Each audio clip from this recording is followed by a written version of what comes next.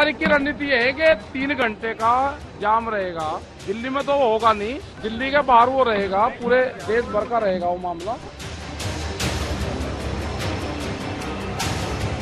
गाड़ियां उसमें आवेगी, रुकेंगी, उनको लंगर का, पानी का, भोजन का, चने का, मूंगफली का, वो उनको सब करवाओगे और बताओगे सरकार की भाई ये सरकार कर रही है हमारे साथ में।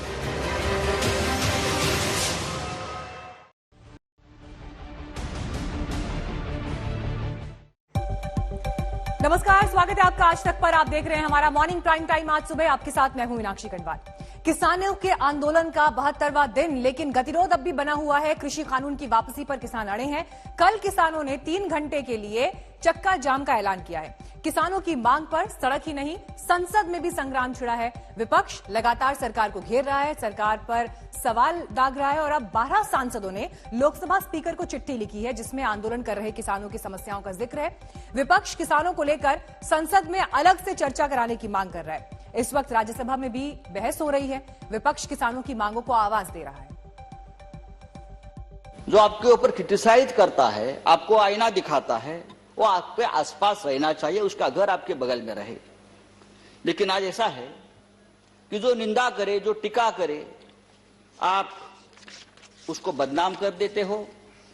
जैसे किसान आंदोलन, जिस तरह से इस किसान आंदोलन को भी बदनाम करने की कोशिश या साजिश चल रही है, मुझे लगता है देश के प्रतिष्ठा के लिए ठीक नहीं है, किसानों के लिए ठीक नहीं है, हम सब के लिए ठीक नहीं है। देखिए, ये पिटे हुए पॉलिटिकल प्राणियों और भारत बैशिंग ब्रिगेड का ये जो नापाक गठबंधन है, अनहोली अलायंस है, ये किस तरह से भारत को बदनाम करो, भारत की छवि को खराब करो, इसके कंपटीशन में लगा हुआ है। लेकिन जनता ने हर बार इनको, इनके इस भारत बैशिंग जो इनकी ब्रिगेड का जो षड्यंत्र और साजिशें हैं, उसको बेनकाब किया है। टूल किट का मामला है वो बहुत गंभीर है और साफ होता है कि कुछ ताकतें, विदेशी ताकतें भारत को बदनाम करने की साजिश कर रहे हैं। तो इस पर जरूर हम बाद में प्रतिक्रिया देंगे। सर, जो एफआईआर हुई है उसमें एफआईआर का नाम तो नहीं है। नहीं, ये मुझे बाकी पता नहीं है, बाद में हम देंगे। आज जो शांति से किसान वहाँ बैठा है, शायद ये शांति का रास्ता छोड़कर कोई अलग रास्ते पर जाएगा तो देश के सामने बहुत जबरदस्त संकट आएगा और इसकी पूरी जिम्मेदारी आज ये भारतीय जनता पार्टी के सरकार को लेनी पड़ेगी। तो आइए चर्चा की शुरुआत करते हैं। हमारे साथ खास मेहमान गेस्ट पैनल में इस वक्त जुड़ चुके हैं। बीजेपी से गुरु प्रकाश जी इस वक्त हमारे साथ मौजूद हैं। समाजवादी पार्टी से अनुराग भदौरिया जी आ गए हैं हमारे साथ चर्चा के लिए। हमारे साथ हरिनाम सिंह जी मौजूद हैं, आप बीकेयू से हैं, किसान नेता। और अशोक बाल्यान जी हमारे साथ इस वक्त जुड़ गए हैं, आप किसान नेता हैं। शुरुआत में गुरु प्रकाश जी आपके साथ ही करना चाहूंगी। राज्यसभा में तो चर्चा हो रही है, लेकिन विपक्षी सांसदों ने चिट्ठी लिखी है स्पीकर को लोकसभा में चर्चा के लिए। सरकार तैयार होगी लोकसभा में किसानों के मुद्दे पर चर्चा के लिए? नहीं, देखिए मीनाक्षी जी, ऐसा है कि जो नियम 267 है, रूल 267 है, उसके तहत मोशन ऑफ थैंक्स में चर्चा के लिए कंसेंसस बन गया था। लेकिन लगातार जिस प्रकार के आक्रमण हो रहे हैं, हम लोगों ने देखा है कि महागठबंधन सिर्फ भारत में नहीं बन रहा है, महागठबंधन एक अंतर्राष्ट्रीय स्तर पर बन रहा है। कितना दुखद है, कितना दुर्भाग्य है ये। मतलब हम लोगों की पीढ़ी के लिए, जो युवा पीढ़ी है, उसके लिए विपक्ष कैसा उदाहरण सेट कर रही है, मुझे बहुत दुख होता है। देखिए, हम लोगों ने देखा है कि किस प्रकार से यूटर्न पॉलिटिक्स, लगातार आप सरकार में होते तो कुछ बोलते हैं, आप विपक्ष में होते तो कुछ बोलते हैं, तो आपका चेहरा बेनकाब हो गया है। पॉलिटिकल लाभ लेने के लिए आप लोग किस स्तर तक गिर सकते हैं, ये सारा देश देख चुका है। इन लोगों ने गठबंधन कर लिया है ब्रेकिंग इंडिया फोर्सेस के साथ। देखिए, देश की अखंडता से, देश की एकता से बहुत लोगों को समस्या है। मीनाक्षी जी, आज जब वैक्सीन डिप्लोमेसी के थ्रू, वैक्सीन मैत्री के थ्रू लगभग 100 से अधिक ऐसे देश है जहां भारत वैक्सीन की सहायता कर रहा है, लोग भारत को रीच आउट कर रहे हैं कि भाई हमको भी आपका वैक्सीन चाहिए जो आपने मैन्युफैक्चर किया है।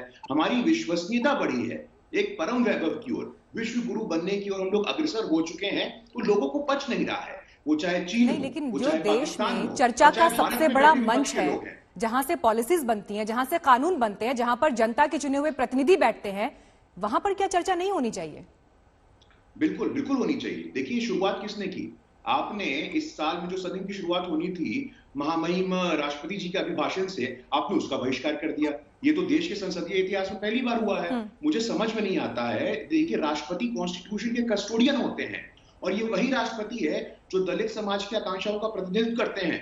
तो कांग्रेस पार्टी संवैधानिक संस्थानों का, सुप्रीम कोर्ट का, राष्ट्रपति के अभिभाषण का, जो कि संविधान में इंगित है कि भाई एक बार तो सत्र की शुरुआत में करेंगे और एक बार साल की शुरुआत में करेंगे, आपने उस तक को अपमान किया है। सुप्रीम कोर्ट आपके खिलाफ चला जाए, सुप्रीम कोर्ट गलत है। फौज सर्जिकल स्ट्राइक कर दे, फौज गलत है। एयरफोर्स एयर स्ट्राइक कर दे, एयरफोर्स गलत है। आप चुनाव हार जाएं तो चुनाव आयोग तक गलत है। मुझे समझ में नहीं आता किस प्रकार आप लोगों ने संवैधानिक संस्थानों का मजाक उड़ाना शुरू कर दिया है। आप लोगों को आत्मचिंतन करना चाहिए। देखिए अनुराग जी, सीधे सवाल जो विपक्ष की तरफ उठ रहे हैं वो ये कि आप लोग चर्चा की मांग तो करते हैं लेकिन चर्चा से भाग जाते हैं। 2018 जुलाई में जब बाढ़ और सूखे से प्रभावित होने वाले पर खेती पर के मामले पर चर्चा हुई तो ये चर्चा 5 घंटे चली थी। मैं आपके लिए हाल क्या था ये पढ़कर मैं सुना रही हूं। 2:25 पर चर्चा शुरू हुई सदन में। कुल 61 सांसद मौजूद थे, 37 सत्ता पक्ष, 24 विपक्ष। 3:25 पर कुल 56 सांसद थे, 34 सत्ता पक्ष के, 22 विपक्ष के। और 4:25 पर सदन में 54 सांसद थे, 38 सत्ता पक्ष के, 16 विपक्ष के। और 5:25 पर कुल 79 सांसद थे, 79 सांसद थे, 59 सत्ता पक्ष के और 20 विपक्ष के। 4:35 पर हाल ऐसा हुआ कि विपक्ष के सिर्फ 10 सांसद रह गए। ये तो मैंने आपको 2018 की तस्वीर बताई, लेकिन 2019 में भी एक वक्त ऐसा आया जब सिर्फ 21 सांसद जो है टोटलिटी में भारतीय जनता पार्टी और सहयोगियों के थे और 31 ऑपोजिशन के थे। अगर फसल के मामले पर, फसल के नुकसान के मामले पर जब चर्चा होती है और सदन में ये मौजूदगी रहती है सांसदों की, तो फिर देश कितनी गंभीरता से ले विपक्ष की इस मांग को जब वो ये कहते हैं कि किसान आंदोलन पर सदन में चर्चा हो। मीनाक्षी जी, अफसोस इस बात का है कि जब कानून बनता है और सारे सदस्य मौजूद रहते हैं तो आप उसमें वोटिंग नहीं कराना चाहते, ध्वनि मत से पास कर देते हैं। इस पे भी इसके भी नंबर बता दीजिए लगे। हाँ साक्षी जी, आप इसके भी बता दीजिए ना। आप कह रही थी अभी मीनाक्षी जी, तो इसके भी बता दीजिए कि जिस तरह का लगातार वहां पे जब कानून पास हो रहा था और जब लोग आवाज उठा रहे थे संसद में, उसके विरोध में आवाज आ रही थी, इसकी वोटिंग की मांग की गई, तो आपने ध्वनि मत से पास करा दिया था। उस पर चर्चा नहीं करना चाहते। मैं कहता हूं देश का किसान है, ये हिंदुस्तान का अन्नदाता है, हजारों साल से इसने हमारा आपका पेट भरा है। ये सरकार क्यों भूल जाती है? सरकार ये क्यों भूल जाती है कि जिस जवानों जिनकी बात कर रही है, जय जवान जय किसान को आपने आमने सामने लाके खड़ा कर दिया, जिनके लिए आप कानून बनाना चाहते हैं, जिन लोगों के लिए। अरे क्या बात कर रहे हैं आप? क्या बात कर रहे हैं? आपको आप भूल गए कि 26 जनवरी को क्या हुआ था? मैं 26 जनवरी को क्या हुआ था? बीच में नहीं बोला गुरु, ठीक है, एक सेकंड बीच में नहीं बोला, मैं आप मुझे बोलने दीजिए। मैं कह रहा हूँ किसको लाके अपने आमने सामने खड़ा कर दिया। अरे भाई बात करने दो ना, 26 जनवरी को क्या हुआ था? कैसे डिबेट होगी? अनुराग जी, मेरा सवाल आपसे ये है, मेरा सवाल अनुराग जी आपसे बोलना चाहता हूँ, आप बोलने नहीं देंगे कैसे? जो मौजूदगी मैंने आपको आंकड़ों में बताई किसान आंदोलन को लेकर, एक सेकंड नहीं, मैं आपसे ही पूछ रही हूँ सर। मैंने पहला सवाल उनसे लिया, अब मैं आपसे ये पूछना चाह रही हूँ। अनुराग जी सवाल सुन लीजिए। आप टीवी पे नहीं बोलने दे रहे तो बाहर कहाँ बोलने देंगे? अनुराग जी सवाल तो आपसे ही पूछा जा रहा है, आपकी आवाज कौन दबा रहा है? मैं जवाब दे रहा हूँ, ठीक है, जवाब दे रहा हूँ। मुझे स्पेसिफिक इस बात का जवाब दीजिए। एक second Guru Prakash ji please, specific मुझे इस सवाल का जवाब दीजिए अनुराग जी कि विपक्ष की मौजूदगी जो मैंने आपको आंकड़ों में बताई, आप लोग बहस की मांग करते हैं लेकिन बहस से भाग क्यों जाते हैं? मीनाक्षी जी, मैं आपको चैलेंज करता हूं, प्लीज गो अहेड। आपके जब बिल पास किया गया था तो ध्वनि मत से क्यों बिल पास हुआ? बताइए मीनाक्षी जी, मैं चैलेंज करता हूं आपको। बहुत सत्ता पक्ष की सपोर्ट कर रही हैं आप, बताइए सर। ये जवाब जो है ना, ये सत्ता पक्ष देगा। मेरा काम सवाल पूछना है, पास हो रहा था जब बिल, मेरा काम सर सवाल पूछना है। मैं सवाल सरकार से भी पूछूंगी और मैं सवाल विपक्ष से भी पूछूंगी। अब ये आपके ऊपर निर्भर करता है कि क्या आप जवाब देने में जो है, आप जवाब देना जरूरी समझते हैं या नहीं समझते? आपको लगता है धन्ना सेठों के लिए बिल बना दिया जाए? एक सेकंड सर, सुनिए मेरा सवाल सुनिए सर। आप लोग एक सेकंड सर, सवाल सुन लीजिए। आपने सर मेरा सवाल आपसे ये है, ने मिलके बिल पास करा दिया और जय जवान जय किसान का निर्णय देने वाला, जिनके लिए ये सरकार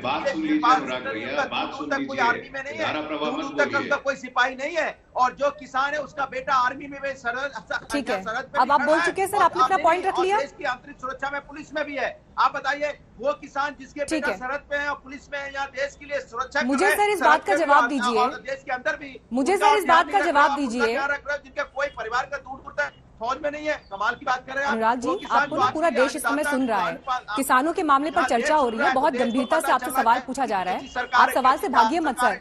मैं आपसे ये पूछ रही हूँ कि विपक्ष चर्चा की अगर मांग कर रहा है तो चर्चा से विपक्ष भाग क्यों रहा है? किसानों के घर तक भी कोई भारतीय जनता पार्टी का नेता नहीं गया, तो देश को पता चलना चाहिए ये किसान को समझते क्या है। किसान के घर नहीं जा सकते जिनकी मौतें हुई है, वो लगातार धरने में बैठ के कहते मुझे बिल चाहिए, नहीं कहते नहीं आपके बिल लादा जाएगा, आपके ऊपर लादा जाएगा बिल। क्यों? अनुराग जी, आप धारा प्रवाह बोल चुके हैं, बिल्कुल नॉन स्टॉप, बिना किसी फुल स्टॉप के। आप सवाल सुन लीजिए। क्योंकि आप बोलने नहीं देंगी तो मेरी मजबूरी होती नॉन स्टॉप। सर आप ही बोल रहे थे ना, घर में बैठ के सब लोग देख रहे हैं इस वक्त टीवी पर, आपको सुन रहे हैं। आपसे भी लड़ना पड़ता है, बीजेपी के प्रवक्ता से भी लड़ना पड़ता है। नहीं सर, हमसे मत लड़िए, आप सत्ता से लड़िए, संसद में लड़िए सर, वो जगह है लड़ने की। बोलेंगे तो आवाज भी म्यूट कर दी। मैं सर आपसे सवाल पूछ रही हूँ। नहीं होती है लेकिन आवाज बंद कर दी जाती है, ऐसा हमेशा देखा जाता है। क्यों? विपक्ष की आवाज को जनता तक जाने नहीं देना चाहते। प्रत्यक्ष को प्रमाण की क्या जरूरत है?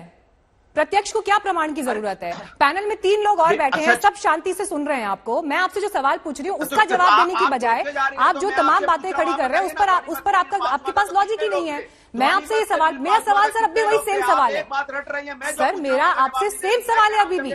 अगर आप लोग इतने गंभीर थे सर, विपक्ष अगर इतना गंभीर था तो सदन में ये लड़ाई उस मजबूती से क्यों नहीं दिखाई दी सितंबर में, जब दिखाई देनी चाहिए थी? संसद में ये जब बिल पास हुआ था कितने लोग थे, मैं पूछ रहा हूँ, मीनाक्षी जी बताइए ना।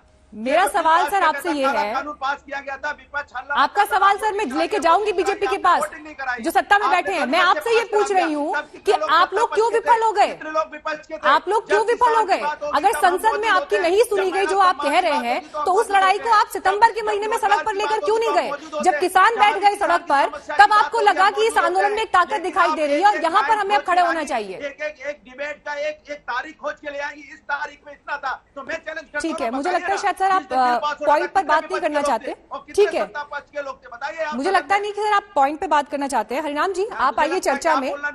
ठीक है सर, मैंने आपसे एक सवाल पूछा, आपके पास उसका जवाब नहीं है क्योंकि मुझे समझ में आ गया कि आप आंकड़ों पर जवाब नहीं दे पाएंगे सर।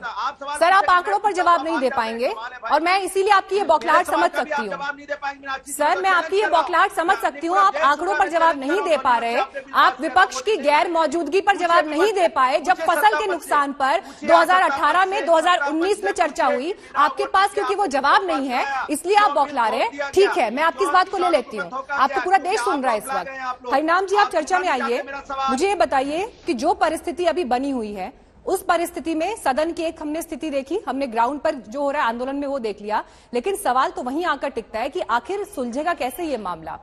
अगर किसानों की तरफ से ये कहा जा रहा है कि सिर्फ प्रधानमंत्री और गृहमंत्री से ही बात करेंगे, अब मंत्रियों से बात नहीं होगी, समाधान की दिशा में आप लोग कैसे आगे बढ़ेंगे? क्या प्रस्ताव होगा अब बातचीत का? देखिए मीनाक्षी जी, ये जो आंदोलन चल रहा है इतने लंबे समय से, इसके 2-3 बिंदुओं को समझना होगा। जैसे आपने अभी 2018 के सांसदों के उपस्थित होने की बात आपने कही, अच्छी बात है। जब किसानों पे कोई कानून बने तो और विपक्ष को मजबूती से अपनी बात रखनी चाहिए, हम भी आपकी इस बात से सहमत हैं। देखो मुद्दा आज देश में ये है कि हम 3 कानून वापसी की बात कर रहे हैं। 12 दौर की बात हुई, लगभग 55-60 घंटे बात हुई। हम जहां पर खड़े थे वहीं पर खड़े हैं। हम आपके माध्यम से ये कहना चाह रहे हैं कि देश के प्रधानमंत्री न जाने कितनी विदेश यात्राएं की, न जाने कितना देश में गरीब अमीर हर व्यक्ति के दरवाजे गए, बात किए। हम कहते हैं कि देश के एक प्रधानमंत्री जी अगर किसानों के बीच आके कोई बात रख देंगे, कुछ हमने चुन के मीनाक्षी जी देश के प्रधानमंत्री को भेजा है, पूर्ण बहुमत की सरकार बनाई है और हमारे ऊपर तमाम तरीके के आरोप लगाए जा रहे हैं। मैं किसान, मैं मीनाक्षी जी आपको ये कहना चाह रहा हूं कि जब खेत में काम करते समय हमारे खेत में कहीं बिच्छू और सांप भी निकल आता है तो किसान उसको बचा के, मतलब उससे नुकसान हो सकता है, उसके डसने काटने से उसकी मौत हो सकती है, लेकिन उसको डंडी से किसी लकड़ी से उसको हटा देता है। और हम किसानों के ऊपर क्या क्या आरोप लगाए गए आप लोग जरा देखो। जो व्यक्ति बिच्छू को लकड़ी पे अपने खेत से हटाकर उसकी रक्षा करता है, सांप को हटा के रक्षा करता है, भारतीय जनता पार्टी के प्रवक्ता और तमाम मीडिया के चैनल न जाने क्या क्या दिखा रहे हैं। हम कहते हैं आप क्या कर रहे हो? हमने आपके साथ कौन सा अन्याय कर दिया? अरे हम 70 साल से घाटे की खेती करते चले आ रहे हैं। ऐसा तो कभी नहीं हुआ कि पूरे किसान आंदोलन को लेकर कोई टिप्पणी की गई। अगर लाल किले में कोई एक तस्वीर दिखाई देती है जहां पर अराजकता और उपद्रव की स्थिति है तो उस पर तो सवाल पूछे जाएंगे। अगर आंदोलन स्थल पर ही एक सेकंड अगर आंदोलन स्थल पर ही देश के प्रधानमंत्री के लिए अब शब्दों का इस्तेमाल होगा तो उस पर भी सवाल पूछे जाएंगे। अगर आतंकी का चेहरा लगा हुआ पोस्टर वहां दिखाई देगा तो इस पर भी सवाल पूछे जाएंगे, लेकिन वो उन परिस्थितियों पर सवाल पूछे गए। मैं आपसे ये कह रही हूं कि जब प्रधानमंत्री कह रहे हैं कि वो सिर्फ एक फोन कॉल दूर हैं, इस बात के आप लोगों के लिए क्या मायने हैं? नहीं, एक फोन कॉल दूर हैं। हम कहते हैं कि आप एक नंबर प्रधानमंत्री जी का बता दो। हमारे नेता राकेश टिकैत का नंबर तो पूरी दुनिया जानती है। प्रधानमंत्री जी फोन कर ले या प्रधानमंत्री जी का नंबर हमको बता दो, हम अपने नेता से कह के बात करा देंगे। हम ये कहते हैं कि जो चर्चा किसानों पे होनी चाहिए, जो आपने कहा कि लाल किले पे, मैं कह रहा हूँ तिरंगा हमारी शान है, ये धरती माँ हमारी माँ है। जो भी लाल किले पे हुआ, आप बताओ, जब दिल्ली पुलिस के साथ एक कार्यक्रम तय हो गया कि इस रास्ते से आप किसानों को जाना है, ये भी तय हो गया कि दिल्ली पुलिस होल्डिंग लगाएगी। दिल्ली पुलिस के लोगों को रास्ता बताना चाहिए था, आगे आगे उनको जाना चाहिए था। आप बताओ, खेत खलिहान में हम काम करने वाले लोग, अगर दिल्ली में हमको बुलाओगे, दिल्ली हम आए, हमको तो मैं यहाँ पर जब आता हूँ तो रास्ता अक्सर भूल जाता हूँ, मुझको नहीं पता रहता है ये रास्ता कहाँ जाता है। बेचारे पुलिस वालों से पूछना पड़ता है, पुलिस वालों से पूछना पड़ता है, भाई जब इतना बड़ा आंदोलन चल रहा है तो एक जिम्मेदारी की उम्मीद उस आंदोलन के जो अगवा नेता हैं उनसे भी होगी। आप जो बातें कह रहे हैं वो बातें रूट को लेकर, रास्तों को लेकर, पुलिस ने क्या किया नहीं किया, लेकिन जब एनओसी की बात हुई थी तो ये बात थी कि आप जिन परिस्थितियों में परमिशन मिल रही है उनका पालन करेंगे। हम लाल किले में जो हुआ उसके एक नया वीडियो भी सामने आया इस वक्त, उसकी भी तस्वीर दिखा रहे हैं। इन तस्वीरों को आप देखिए सर, 26 जनवरी गणतंत्र दिवस के दिन जो अराजकता, जो उपद्रव, जिस तरह की परिस्थितियां बनी, आप देखिए ये तस्वीरें, क्यों नहीं इन पर सवाल पूछे जाएंगे? और अभी भी देखिए सर, आप लोग कल फिर ये कह रहे हैं कि आप चक्का जाम करेंगे। सवाल तो यही उठता है ना कि अब इस बात की गारंटी कौन लेगा कि ऐसा हाल दोबारा नहीं होगा? इस बात की गारंटी कौन लेगा? अगर मैं मीनाक्षी जी अगर मैं शांतिपूर्वक सरलता से अपनी बात को रख रहा हूं, आप, मैं गाजीपुर बॉर्डर से बैठा हूं, हम टीवी हमारे यहाँ नहीं लगा है, हम गाजीपुर बॉर्डर से बैठे हैं। हम आपसे ये कह रहे हैं कि क्या पुलिस जितनी एनओसी, क्या दिल्ली पुलिस हो या यूपी पुलिस हो, कोई भी पुलिस, आपको पता है कि सरकारी गाड़ी का बीमा होता है बीमा, क्यों नहीं होता है? अगर एनओसी किया तो जो देश में कानून को फॉलो करना है, जो कानून लागू किए जाएंगे वो किसान पे लागू किए जाएंगे। लाल किले पर 26 जनवरी को उपद्रव का नया और हैरान करने वाला वीडियो सामने आया। उसमें उपद्रवी हिंसा की बात करते दिखाई दे रहे हैं। सीसीटीवी में कैद फुटेज साफ इशारा कर रही है कि 26 जनवरी की घटना एक साजिश थी। लाल किले पर 26 जनवरी को मचे तांडव के रोज नए सबूत, नए वीडियो सामने आ रहे हैं। ऐसे वीडियो जो बताते हैं कि उपद्रवियों की भीड़ सिर्फ जोश या जुनून में लाल किले नहीं पहुंच गई थी, उसके पीछे गहरी साजिश थी। उपद्रवी हिंसा की पूरी तैयारी करके आए थे। ये तस्वीरें ठीक लाल किला में ऊंचाई पर मौजूद तिरंगे के पैसेज के करीब की हैं। यहाँ 26 जनवरी को 25 पुलिस वाले तैनात थे, लेकिन ऊपर तक पहुंच गए। उपद्रवियों के सिर पर तो मानो खून सवार था। एक एक करके ये उपद्रवी तिरंगे वाले पैसेज तक पहुंच गए। जाहिर तौर पर उनके निशाने पर लाल किले में सबसे ऊंचाई पर फहरा रहा तिरंगा था। यहाँ उपद्रवी अपना झंडा लहराना चाहते थे। उपद्रवियों के इरादे खतरनाक थे। ये समझने में पुलिस वालों को जरा भी देर नहीं लगी। उन्होंने आगे बढ़ते हुए उपद्रवियों पर गोली भी चलाई।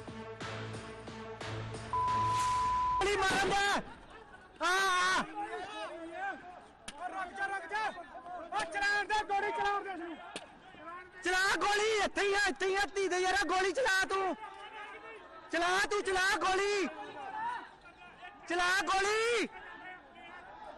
गोली चला तू। एक उपद्रवी को गोली लग गई। इसके बाद भी ये बलवाई पुलिस को ललकारते रहे, आगे बढ़ने की कोशिश करते रहे। प्रदर्शनकारी किसान सीढ़ी से चढ़ने की कोशिश कर रहे थे, तभी आत्मरक्षा में पुलिस को गोली चलानी पड़ी।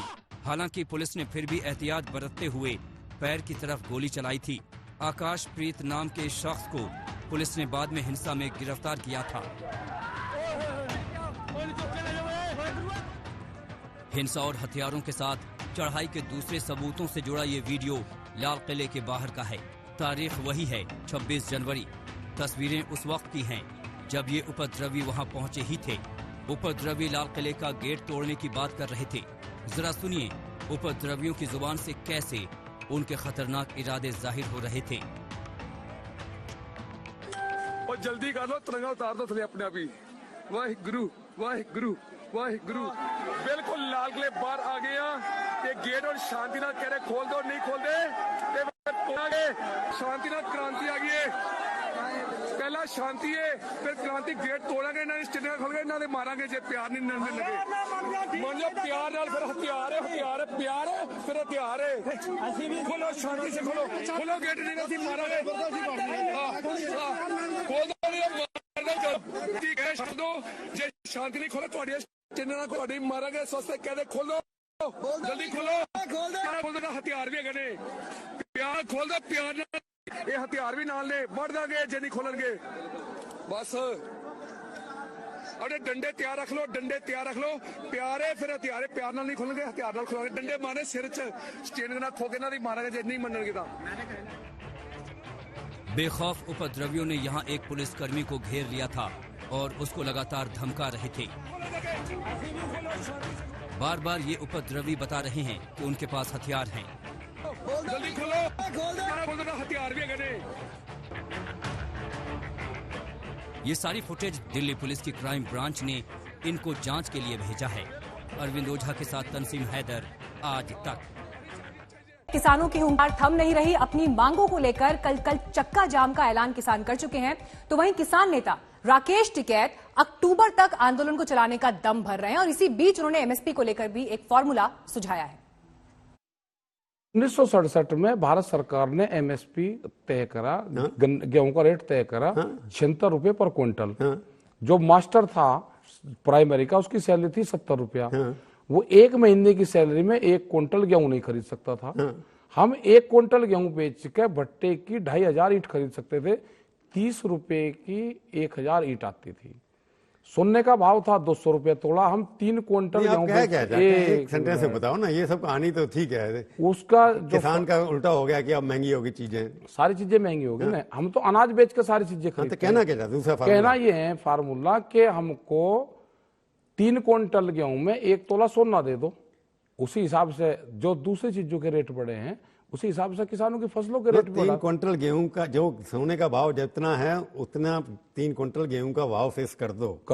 तो आप ये 1967 का 1 तोला सोना चाहिए 3 क्विंटल के लिए। जो 100 क्विंटल पैदा करता है उसको 33 तोले सोना मिलना चाहिए। तो तब फैसला हो जाएगा।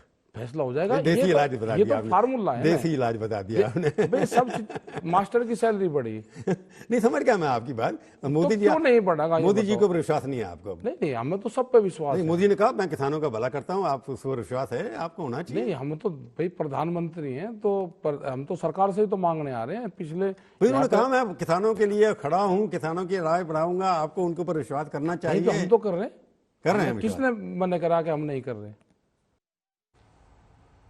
तो ये एक फॉर्मूला जो है राकेश टिकैत ने सुझाया आज तक के इस खास कार्यक्रम में। हमारे साथ तमाम मेहमान जुड़े हुए हैं। अशोक जी, सीधे आपका रुख में करते हुए, जो ये फॉर्मूला बता रहे हैं राकेश टिकैत, ये कितना व्यवहारिक है और इसके क्या मायने हैं आपके लिए?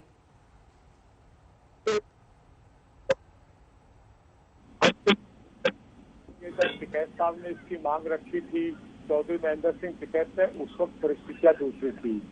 फॉर्मूला हमेशा एक चलेगा कि लागत पर लाभकारी होना चाहिए किसान।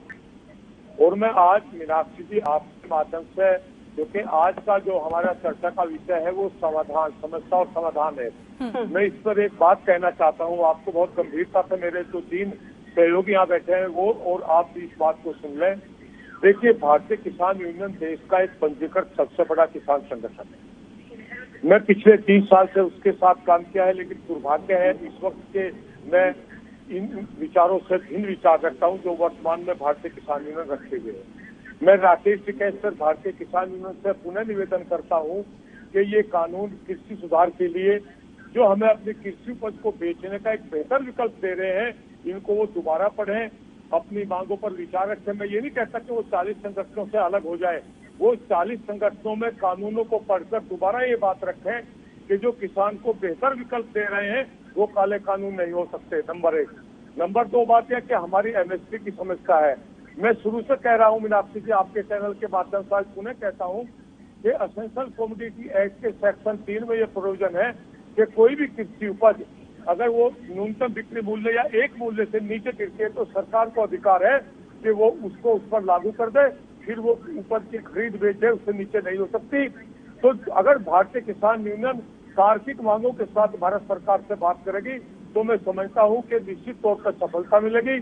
भारतीय किसान यूनियन देश के किसानों की जरूरत है, लेकिन मैं पुनः निवेदन करता हूं कि वो इस जरूरत को तार्किक मांगों के साथ पूरी करें।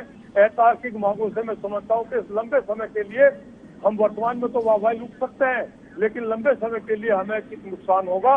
तो मेरा आपके चैनल के माध्यम से यही निवेदन है कि वो पुनः इन सब चीजों पर विचार करें। ठीक है गुरु प्रकाश जी, ये बताइए कि भूमि अधिग्रहण संशोधन विधेयक जब वापस लिया गया था तो कृषि कानून जिस पर इतना जबरदस्त आंदोलन चल रहा है, जिस पर इतनी चिंताएं हैं किसानों के मन में, वो लगातार ये कह रहे हैं जो गिफ्ट हमें नहीं चाहिए वो आप हमें क्यों दे रहे हैं। तो क्या सरकार इसे वापस लेने पर विचार कर सकती है? क्योंकि पहले भी तो आपने जो ये संशोधन जिसका मैंने जिक्र किया, भूमि अधिग्रहण विधेयक संशोधन विधेयक, उसे वापस लिया था। मीनाक्षी जी, ये आंदोलन बड़ा विचित्र है। मतलब मुझे समझ में नहीं आता है, ये आंदोलन उस कानून के खिलाफ है जो कानून अब तक लागू ही नहीं हुआ है, जो कानून सरकार ऑलरेडी 18 महीने के लिए होल्ड में रख चुकी है। सरकार ने कहा है आपकी शिकायत थी पराली, मान गए, आपकी शिकायत थी बिजली ऑर्डिनेंस, मान गए, आपने कहा कानून लागू मत करो, चर्चा करो, स्टेक होल्डर कंसल्टेशन करो, हमने कहा मान गए, 18 महीनों के लिए आइए और बात करिए। देखिए, हमें एक चीज ध्यान देना होगा कि हम लोगों ने भारत के स्वतंत्र भारत के इतिहास में जितने भी किसान आंदोलन देखे हैं, 88 का आंदोलन हमने देखा, टिकैत जी सिंगल पॉइंट लीडरशिप था, उससे पहले हमने देखा चौधरी चरण सिंह सिंगल पॉइंट लीडरशिप था। इस आंदोलन में कोई नेतृत्व ही नहीं है, कोई मुद्दा ही नहीं है, विरोध उस कानून का है जो कानून लागू ही नहीं है। देखिए मीनाक्षी जी, मैं आपके माध्यम से बात कहना चाहता हूं, एक टेम्पलेट बन रहा है, ये टेम्पलेट है लोकतंत्र और भीड़तंत्र का। हम लोगों ने सीए को भी देखा।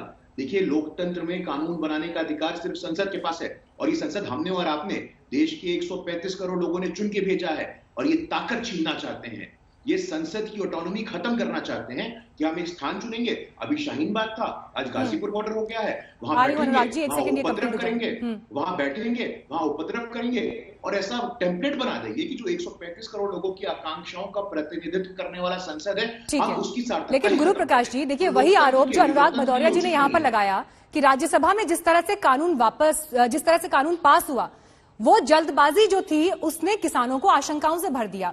लेकिन संसद में ही, संसद का आप जिक्र कर रहे हैं, जहां पर बड़ी चर्चा होनी चाहिए थी, वृहद चर्चा होनी चाहिए थी, किसानों को भरोसे में लिया जाना चाहिए था, शायद उसमें कुछ कमी तो छूटी है। अब अगर विपक्ष की भी ये मांग है कि आप उसे पार्लियामेंट्री कमेटी के पास भेजें, आप तो वो भी नहीं मांग सुन रहे हैं। मेरे पास कुछ आंकड़े हैं सर, मैं आपको भी ये आंकड़े देना चाहूंगी। आप ये देखिए कि जो यूपीए सरकार के समय में 2009 से लेकर 2014 में 71% जो बिल जो इंट्रोड्यूस हुए वो रेफर किए गए कमिटीज को, और यही आंकड़ा 2004 से 9 का भी है जब 60% बिल्स गए। लेकिन आपके दौर में, आपकी सरकार के समय में ये आंकड़ा बहुत ही कम है, सिर्फ 25% का, मात्र 25%। यूपीए सरकार की तुलना में अगर मैं आज के दौर की बात करूं तो 70% वर्सेस 25%।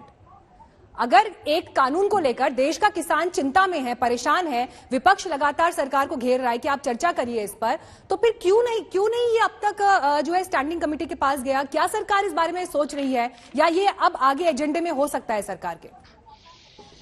मीनाक्षी जी, ये तुलना ही गलत है। यूपीए की सरकार इस वजह से पॉलिसी पैरालिसिस के रूप में जानी जाती थी, एक बात। दूसरी बात, जब पॉलिसी पैरालिसिस का आप जिक्र कर रहे हैं तो आप भी तो संसद से पास कानून को लागू नहीं करवा पा रहे ना। 70 दिन हो गए किसानों को आंदोलन पर बैठे हुए। मैम, ये ऐसा पहला उदाहरण है 6 वर्षों में। मैं आपकी, अगर आप मुझे विनम्रता पूर्वक अपनी बात को पूरा करने का मौका दे। देखिए, मेरे पास तथ्यों के आधार पे, तर्क के आधार पे, भैया बात सुन लीजिए डॉक्टर साहब बात सुन लीजिए। ऐसा कौन सा कानून बनाया है जिसमें देश की जनता ने विरोध ना किया हो? आप बताइए। कानून आप पिछले 6 साल में नहीं लेते, क्योंकि आपको सही कह रही है मीनाक्षी जी, आप स्टैंडिंग कमेटी से भी कंसल्ट नहीं करते। आपने सीए लेके आए थे तब भी आपने कंसल्ट नहीं किया था, उसके बाद पूरे देश में हंगामा हुआ।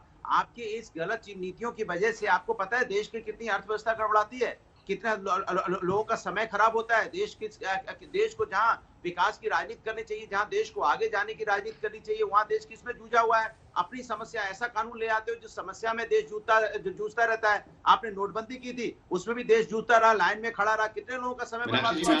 कंप्लीट करिए गुरुप्रकाश जी, आप अंदाजा लगा सकते हैं। चलिए अनुराग जी के सवाल का जवाब दीजिए। ठीक है अनुराग जी, आपका पॉइंट आ गया, फिर बाकी गेस्ट भी बोलेंगे। जी बोलिए गुरुप्रकाश जी। लेकिन कुछ भी नहीं हुआ नोटबंदी से, कुछ खत्म नहीं हुआ। उसके बाद आप सीए लेके आए, ठीक है, यही सवाल पूछा अनुराग जी, जवाब सुन लेते हैं। कितना समय खराब हुआ, कितनी देश की, इसके बाद हरिनाम जी भी बोलेंगे। ठीक है, बोलिए गुरुप्रकाश जी। हंगामा हो रहा है। सोचो आप कोई कानून बनाते नहीं वैसे जो देश की जनता के लिए बनाते हो, आप अपनी सुविधा के लिए बनाते हो। ठीक है अनुराग जी, आप जवाब सुन लेते हैं प्लीज अनुराग जी, मेरी आपसे रिक्वेस्ट है। बोलिए गुरुप्रकाश जी। उन्होंने मेरे बोलते वक्त बोला, मैं उनके बोलते वक्त बोलूंगा, तू मैं कर लेते हैं, बहस कर लेते हैं। ठीक है अनुराग जी का पॉइंट आ गया। गुरुप्रकाश जी आप बोलिए। नहीं, वही मैं बताना चाह रहा हूं कि निरंतर लोगों ने ऐसा टेम्पलेट बना लिया है कि एक स्थान पे बैठेंगे और भीड़तंत्र लोकतंत्र पे हावी हो जाएगा। ऐसा हम होने नहीं देंगे। 26 जनवरी को हम लोगों ने देखा है कि क्या दुर्दशा की थी आप लोगों ने। बाबा साहेब अम्बेडकर की आत्मा को ठेस पहुंचाने का काम किया आप लोगों ने।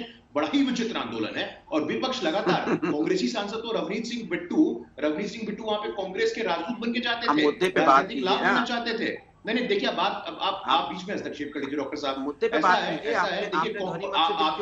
जब आपकी सरकार थी ना, जब आप लोग सरकार के पार्ट थे, जब आप लोग सरकार के, आप खुद तो हाशिए पे बात आप नहीं मान रहे। गुरुप्रकाश जी, सत्ता में आप हैं, मैं आपसे सिर्फ ये सवाल पूछ रही हूँ। एक सेकंड गुरुप्रकाश जी, मेरे को क्लियर जवाब दीजिए। मैं आपसे ये सवाल पूछ रही हूँ। देखिए बहुत सारे किसान भी जो आंदोलन पर बैठे हैं वो आपको सुन रहे हैं, उम्मीदों के साथ सुन रहे हैं। मैं आपसे ये पूछ रही हूँ कि जो परिस्थितियां अभी बन रही हैं, सरकार ने तो ये भी कहा कि हम 18 महीने तक टालने के लिए तैयार है, वो प्रस्ताव बरकरार है। तो क्या आप लोग, सरकार ये विचार कर सकती है कि इस कानून को फर्दर डिस्कशन के लिए कमेटी को भेजा जाए, ताकि कम से कम इस पर एक वृहद चर्चा, एक बातचीत का रास्ता खुले? मीनाक्षी जी, अगर हम लोग ऐसा करते हैं, देखिए जय जवान जय किसान नारा दिया था भारत के पूर्व प्रधानमंत्री स्वर्गीय लाल बहादुर शास्त्री जी ने। उनके पोते संजय नाथ सिंह, उनका संगठन है ऑल इंडिया फार्मर्स एसोसिएशन, उन्होंने इन कानूनों का समर्थन किया है। तमाम ऐसे कृषि क्षेत्र के अर्थशास्त्री जिन्होंने इन कानूनों का समर्थन किया है। पूरे देश में लगभग 15 से अधिक ऐसे किसान संगठन हैं जिनकी संख्या लाखों में, उन्होंने इन कानूनों का समर्थन किया है। तो उनके साथ अन्याय नहीं होगा क्या? और दूसरी बात आप करिए संसद में चर्चा, आपने बहुत अच्छा समय उठाया, आपने बहुत अच्छा विषय उठाया कि संसद में चर्चा होनी चाहिए। टैक्स पेयर का पैसा उसमें वेस्ट होता है। मैं आज भी बता सकता हूं आपको, आंध्र प्रदेश का बाइफरकेशन हो गया था, पता है कितनी देर चर्चा हुई थी? मात्र 9 मिनट चर्चा हुई थी। अनुराग जी यहाँ बैठे हैं, समाजवादी पार्टी उनके साथ बैठी हुई है। सुनिए हरिनाम जी, जो बात अभी गुरुप्रकाश जी कह रहे हैं, बातचीत का रास्ता कैसे खुलेगा, इस पर अगर आप कुछ कह पाए। क्या दिक्कत है आपको? ठीक है, एक सेकंड प्लीज हरिनाम जी बोलिए। बात क्यों नहीं करना चाहते आप? क्यों कुछ धरना सीटों पे चर्चा कर पाए हो? एक सेकंड प्लीज हरिनाम जी को बोलिए। हरिनाम जी आप ये बताइए जो बातें यहाँ पर गुरुप्रकाश जी कह रहे हैं, बातचीत का रास्ता कैसे खुलेगा? अगर आप चक्का जाम और शक्ति प्रदर्शन की बात करेंगे, बातचीत का रास्ता कैसे खुलेगा? वो माहौल कैसे तैयार होगा? बोलिए हरिनाम जी। पहले गुत्थिम गुत्था तो बंद कराओ मीनाक्षी जी, आपको सुन रहे हैं। ऐसा है, बातचीत का रास्ता हमेशा भारतीय किसान यूनियन और किसानों की तरफ से खुला हुआ है। मैं आपको बता दूं, अभी हमारे भारतीय जनता पार्टी के प्रवक्ता कह रहे थे कि नहीं, अगर ये आपने मन बना लिया कि अक्टूबर तक ही आंदोलन जाएगा तो रास्ता कैसे खुलेगा बातचीत का? मेरी बात तो सुन लो, पूरी बात तो सुन लो भाई। जब ये कह रहे हैं कि उनके पोते ने इस बिल का समर्थन किया है, जिन किसान नेताओं की भारतीय किसान यूनियन चौधरी महेंद्र सिंह टिकैत से पहचाने गए, वो जाने गए, वो आज बिल के फायदे हमको बता रहे हैं, वो आंदोलन को छोड़ के चले गए हैं। तो ये देखो, पूरा भारतीय जनता पार्टी का पूरा चक्र जो है उसमें किसानों को फंसाने की कोशिश की जा रही है। बात करना नहीं चाहते। हम बात करने के लिए कल भी तैयार थे, आज भी तैयार हैं। हम कहते हैं कि इस कानून को आप वापस कर दो। क्या किसानों के बहाने भारत को बदनाम करने की कोई ग्लोबल साजिश चल रही है? क्लाइमेट एक्टिविस्ट ग्रेटा थर्नबर्ग ने ट्वीट किया जिससे बवाल मच गया। हालांकि ग्रेटा ने बाद में उस ट्वीट को डिलीट कर दिया, लेकिन ग्रेटा ने जो टूल किट शेयर की थी उससे भारत विरोधी एजेंडे की साजिश का खुलासा हुआ है।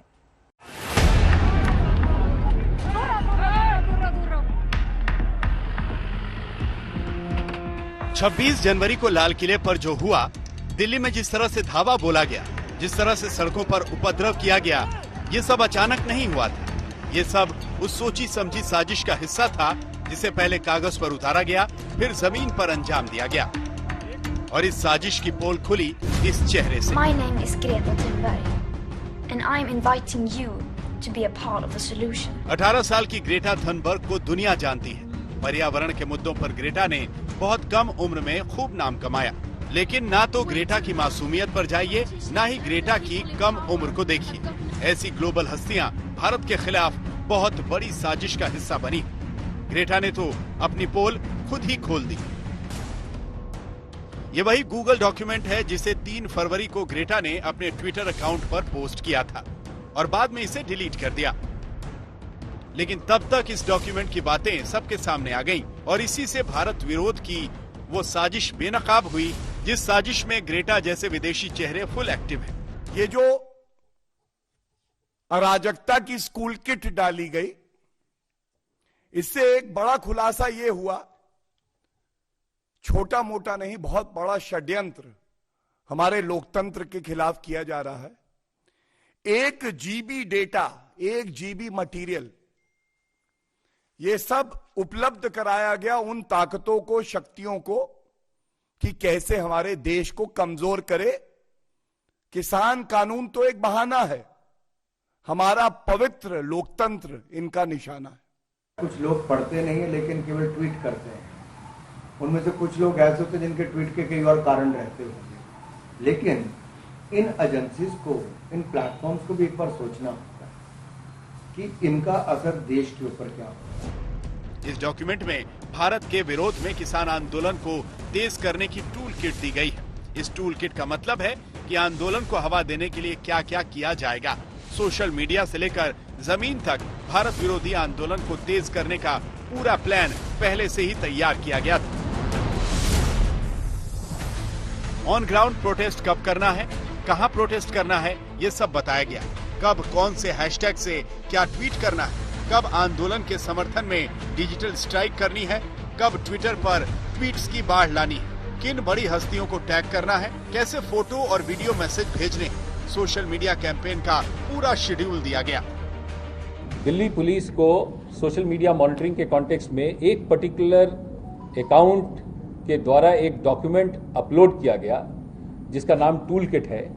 उस टूल किट को एक particular Khalistani, pro Khalistani organisation है जिसका नाम पोएटिक जस्टिस फाउंडेशन है, इसके द्वारा इसकी ऑथरशिप दिखाई गई है और इस डॉक्यूमेंट में एक एक्शन प्लान डिलिनेट किया गया है।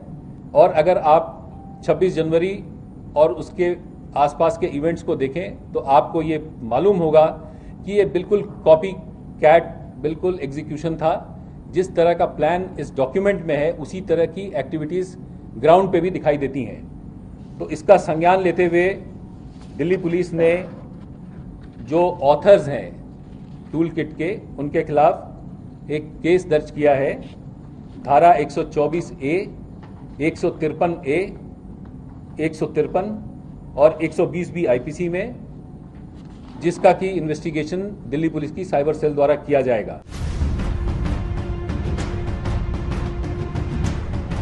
आप हैरान हो जाएंगे कि जैसा इस डॉक्यूमेंट में दिए टूल किट में बताया गया, ठीक उसी तरह से आंदोलन के नाम पर अब तक हुआ भी है।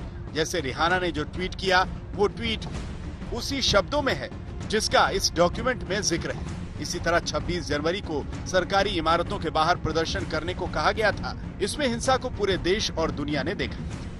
भारत विरोधी मुहिम तेज करने के लिए टूल किट में लिखा है कि ऑन ग्राउंड प्रोटेस्ट में हिस्सा लें, किसान आंदोलन से एकजुटता दिखाए जाने वाली तस्वीरें पोस्ट करें, 25 जनवरी को ये तस्वीरें भेजें। इसमें आंदोलन के समर्थन में फोटो और वीडियो के लिए डिजिटल स्ट्राइक करने की बात है। हैशटैग आस्क इंडिया वाई के साथ 26 जनवरी से पहले या 26 जनवरी तक ट्विटर पर पोस्ट किए जाने को कहा गया था। इसमें 4 और 5 फरवरी का भी प्लान लिखा है कि इस दिन किसान आंदोलन से जुड़ी तस्वीरों और हैशटैग को ट्रेंड करके ट्विटर पर डिजिटल तूफान लाया जाएगा। इसमें भारत सरकार पर अंतर्राष्ट्रीय दबाव बढ़ाने के लिए दुनिया भर में नेताओं से बात करने और भारत के उद्योगपतियों को हर हाल में कमजोर करने की बात लिखी है। इसके अलावा 26 जनवरी को पूरी दुनिया में एक साथ भारत सरकार के विरोध में ऑन ग्राउंड प्रदर्शन करना, ये सब आंदोलन के टूल किट का हिस्सा है। हिंदुस्तान की मिट्टी, हिंदुस्तान के मुद्दे, हिंदुस्तान में ही बातचीत और हिंदुस्तान में ही समाधान, सीधे तौर पर यही होना चाहिए, लेकिन कुछ विदेशी ताकतें ऐसा होने नहीं देना चाहती हैं। अब क्या वो वाकई कुछ हाथों में औजार हैं या खुद ही वो इस मामले में आगे बढ़ चढ़कर ये सब कुछ कर रहे हैं,